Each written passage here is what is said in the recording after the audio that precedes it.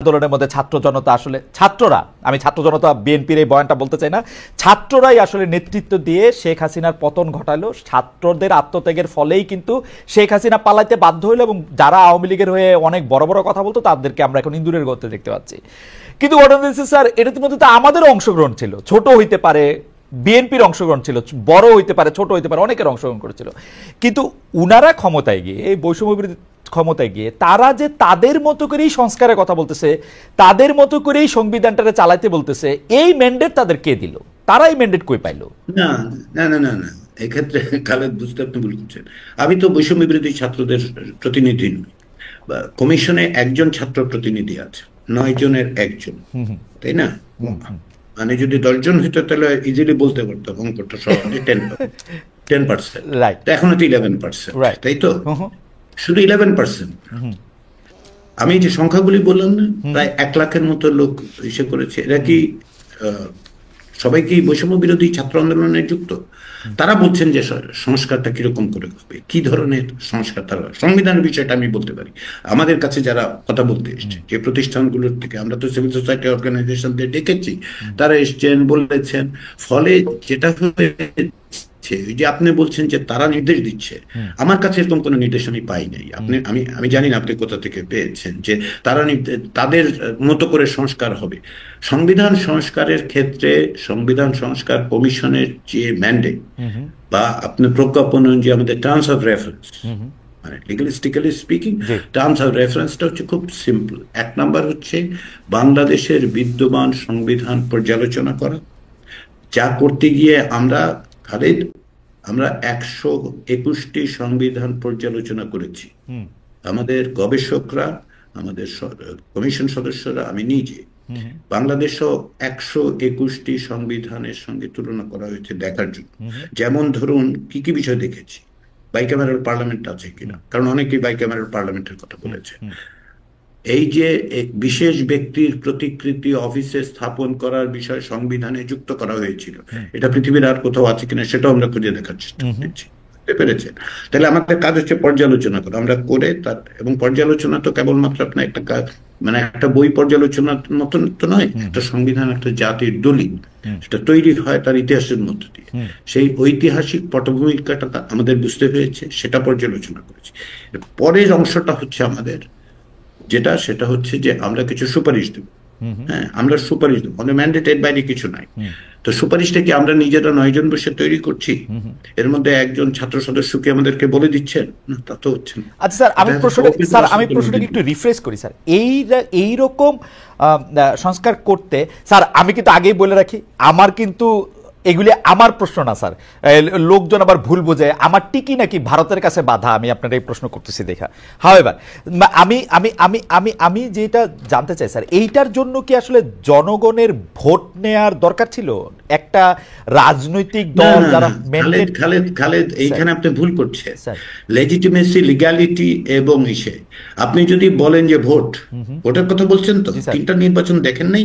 দেখছি স্যার, নির্বাচন আপনিও দেখেছেন, আমিও দেখেছি, নির্বাচনই হয় না। তাহলে ওই নির্বাচনের ম্যান্ডেট দিয়ে তো শেখ হাসিনা দাবি করেছিলেন যে তিনি বাংলাদেশের সমস্ত কিছু ত্রাতা কর্তা, whatever she wanted to B.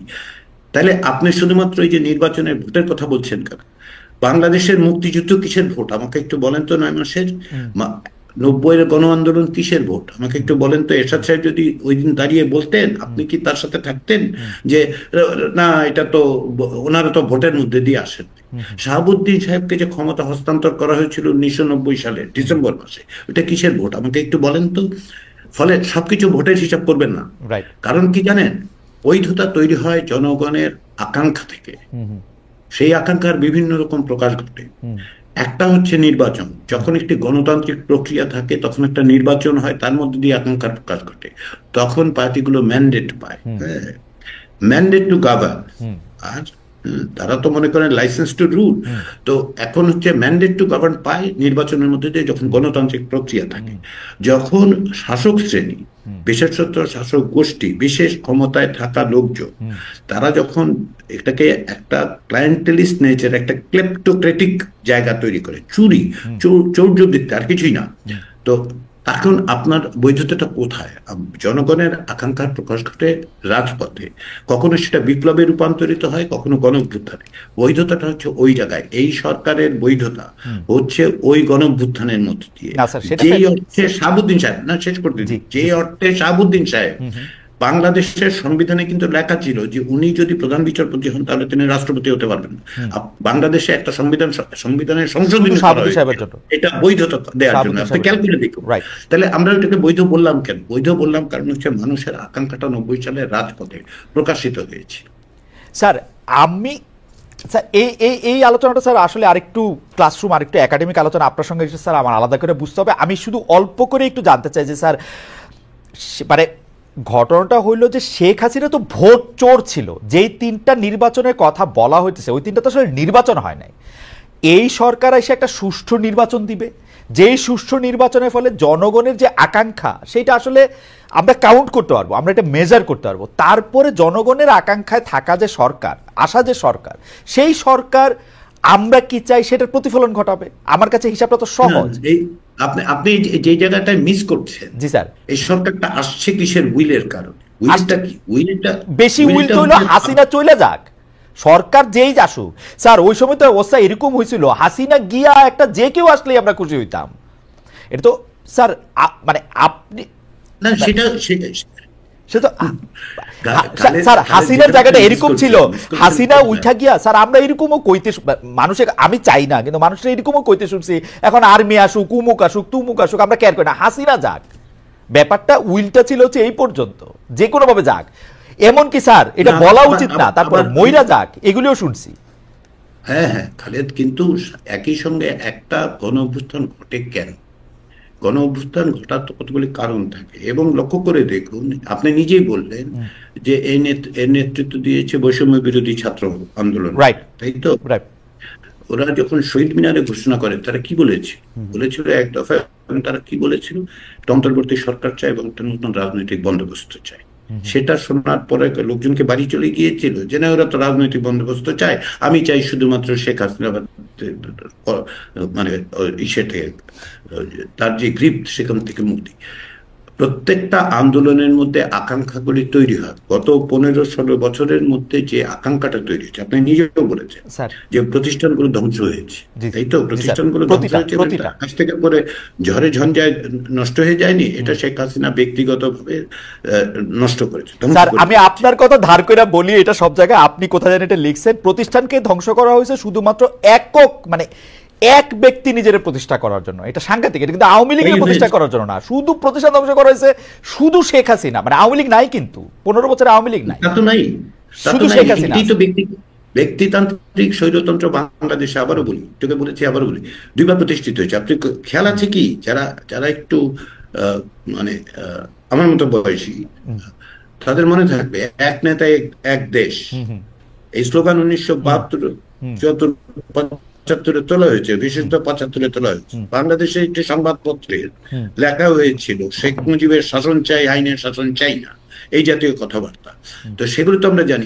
এটাই ওই যে আপনার পুরনো প্রশ্নে ফিরে যাই, যে আপনি বললেন না যে 72 ওই কনস্টিটিউশনের ওই আইডিওলজির সাথে আজকের এই মানে আওয়ামী লীগের মিলটা কোথায়? মিলটা এই জায়গায়, তারা প্রতিবারই প্রতিষ্ঠানগুলো ধ্বংস করে। ওইটা ইডিওলজিক্যাল পজিশন তাদের, ওইটাই আদর্শিক অবস্থা। রাষ্ট্র ধ্বংস করে ব্যক্তি তৈরি, ব্যক্তির কাঁধে সমস্ত কিছু তুলে নেওয়া, এই সুবিধাটা। ফলে আজকে আপনি যে শুধুমাত্র শেখ হাসিনা চলে গেলেই সমস্ত কিছু কি ঠিক হবে? যদি রাষ্ট্রই ধ্বংস হয়ে থাকে, প্রতিষ্ঠান ধ্বংস হয়ে থাকে, তাই না? তাহলে কি করতে হবে? প্রতিষ্ঠান গড়ার কতগুলি পূর্ব শর্ত আছে, সেই জায়গাগুলো আপনাকে তৈরি করতে হবে। এই যে সংস্কারের কথা বলা হচ্ছে, সবটাই তো বলা হচ্ছে না যে আগামীকাল এগুলি করে দেওয়া হবে, যে কোথাও থেকে ধার দেনা করে এনে একটা প্রতিষ্ঠান বানিয়ে দেওয়া হতে যায় না। প্রতিষ্ঠানের প্রক্রিয়া তৈরি হয়। আপনি যদি পুরো জায়গাগুলো ক্লিন আপ না করেন, যদি প্রতিষ্ঠানের জায়গা মানে যে অংশগুলো ভেঙে পড়েছে সেগুলো বাদ দিয়ে যতটুকু আছে সেটা শক্তভূমির দিকে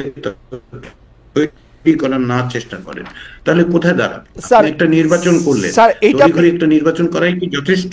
স্যার এটা আপনি ঠিকই বলছেন। স্যার আপনি কি 1 মিনিট একটু স্যার বলবেন, আমরা আসলে আওয়ামী লীগের, বিশেষ করে আমি আওয়ামী লীগও কইতে চাই না, শেখ হাসিনার এই দুঃশাসনের দায় আমরা কি বাংলাদেশের আর সব পলিটিক্যাল পার্টিরা, বিশেষ করে বিএনপি জামাত, যারা আসলে জোট হিসাবে আসলে এর পরের বার যারা ক্ষমতায় আসবে, তাদেরকে আমরা কি আসলে দায়ী করতেছি না, মানে তারা আসলে আর করবে না, আমরা 53 বছরের শাসন দেখছি, কেউ এগুলি করে নাই, সুতরাং আমাদের কইরা যেতে হবে। স্যার আমরা কি একটু ওদেরকে বেশি খালেদ, আপনি এই জায়গায় একটু, আপনাকে আমি একটু ব্যাখ্যা করি। আমি কিন্তু কখনো বলি নাই যে ওরা আসলে করবে না, এরকম কথা আমি বলি না। আমি রাজনীতিবিদদের প্রতি আস্থাশীল, আমি চিরকালই বিরাজনীতিকরণের বিরুদ্ধে। আমি কখনোই বলি নাই কে আসলে কি করবে সেটা জনগণ সিদ্ধান্ত নেবে, কিন্তু আপনি কি করতে হবে সেটার বলার রাইটটা তৈরি হয় কোথা থেকে জানেন? বলার রাইটটা তৈরি হয় রাজপথের রক্তের মধ্য দিয়ে, জনগণের ক্ষোভের মধ্য দিয়ে, নেতৃত্বের কারণে। যে যে নতুন রাজনৈতিক বন্দোবস্তের কথা বলেছিলেন ছাত্ররা, সেটার সেই কারণে এটা তৈরি হয়। শুধু তাই না, আপনি যদি দেখেন যে মানে অকস্মাৎ জুলাই 2024 সালের আন্দোলন সফল হয়েছে এরকম মনে করার কোনো কারণে আমি মনে করি না।